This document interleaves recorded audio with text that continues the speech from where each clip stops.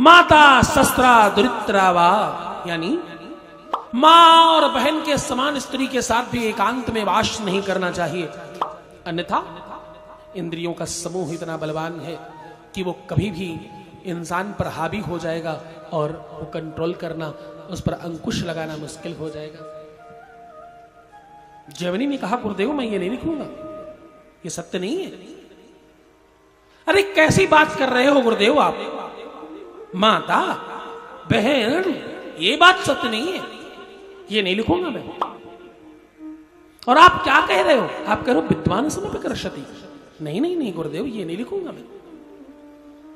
लोग आगे इसको पढ़ेंगे और क्या सोचेंगे, क्या विचार करेंगे, शास्त्रों में क्या लिखकर भेजा है।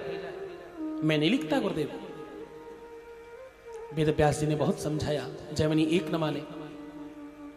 गुरुदेव ने कहा कोई बात नहीं, शास्त्र लेखन का कार्य 2 दिन बाद प्रारंभ किया जाएगा, तब तक के लिए ये क्लास यहीं स्थगित की जाती है। समय व्यतीत हुआ, रात्रि हुई और घनघोर अंधेरी रात हो गई। चारों तरफ से बादल काले हो गए, बिजली कड़कने लगी और खूब जोरदार बारिश होने लगी। अंधेरी रात है, बिजली कड़क रही है और चारों तरफ अंधेरा है और घनघोर बारिश हो रही है। इस बारिश में एक अधेड़ उम्र की औरत, जो ना तो कुलीन है, ना तो सुंदर है और ना तो अच्छी दिखने में है, सामान्य रूप लावण्य वाली महिला दौड़ती दौड़ती आ रही है और उसके पीछे कुछ कदमों की आहट पता चल रही है। वो दौड़ती दौड़ती आई, जैमिनी की कुटिया का दरवाजा खटखटाया, महादेव कोई हो तो मेरी मदद करो।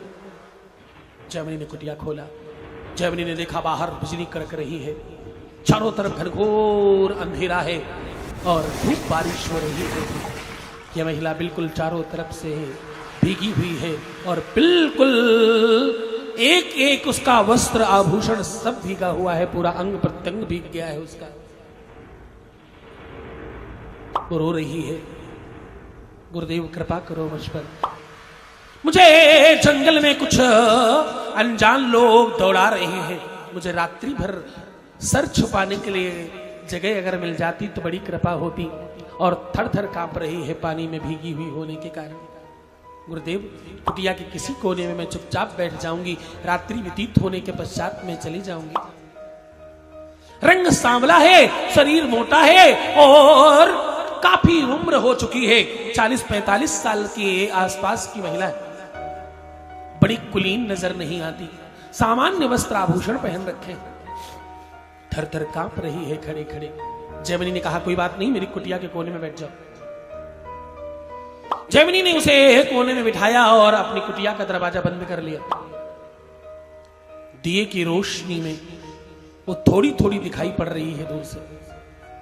जैमिनी ने उसे अपने पास सन्निकट बैठने के लिए कहा।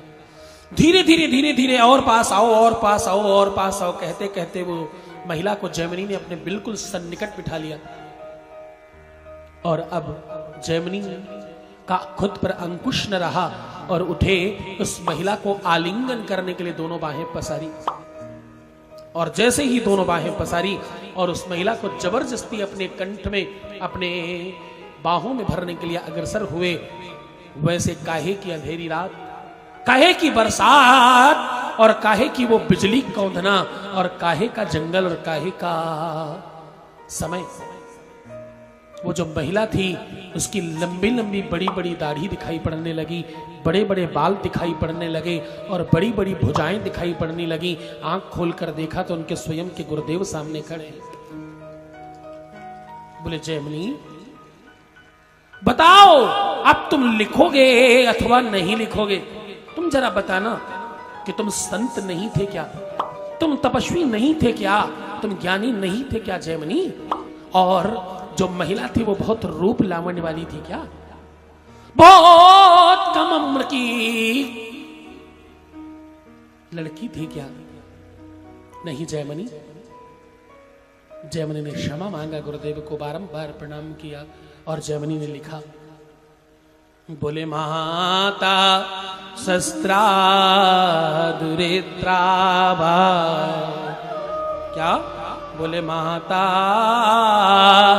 शस्त्रा दुरित्रावा ना बिरिक्तासनो भवे। बलवान इंद्रिय ग्राम, बलवान इंद्रिय ग्राम, विद्वान समपि कर्षते। जवनी ने वो लिखा। गोस्वामी तुलसीदास जी ने भी इसी श्लोक को सूत्रपात करते हुए अपनी भाषा में, अपने सामान्य लैंग्वेज में लिखा।